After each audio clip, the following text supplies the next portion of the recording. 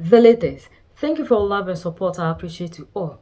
These people are no longer hiding what they are doing to us in Africa because they believe and know very well that they have leaders in positions that they can easily manipulate. After all, we queue to vote, but we have never elected these people to be our leaders.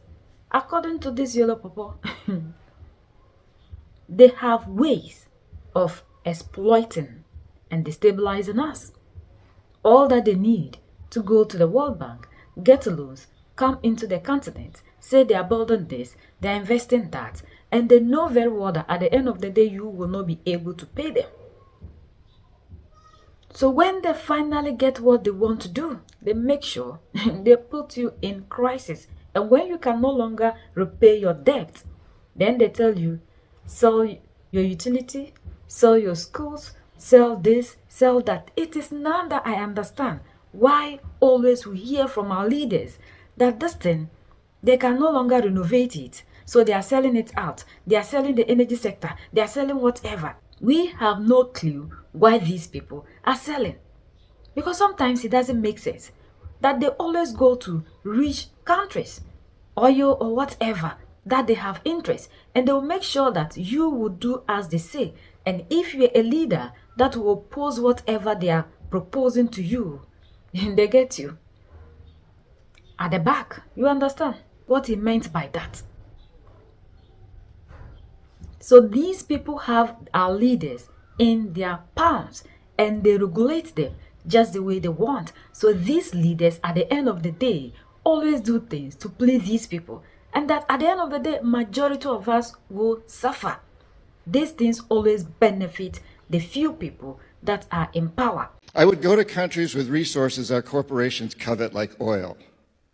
I'd arrange a huge loan to those countries from the World Bank or its sister organizations, but the money wouldn't actually go to the country. It would go to our corporations, Bechtel, Halliburton, Brown and Root, familiar names, to build big infrastructure projects in those countries and incidentally make huge profits in the process. They'd build power plants and industrial parks, things that would benefit a few wealthy families in the country, the ones that own the industries.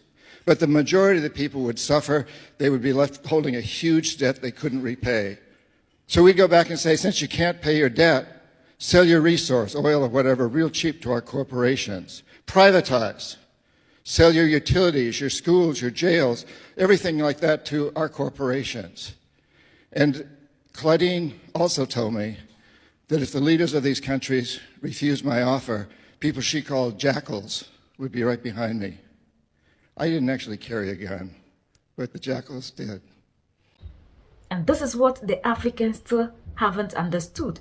The same people that will be calling these people to come into the continent to invest only benefit. They are not there to establish these things to help you and I. And we are the people who will be hailing these leaders, that they are bringing investors into the country. But at the end of the day, we don't know the actual motive of these people coming into the continent.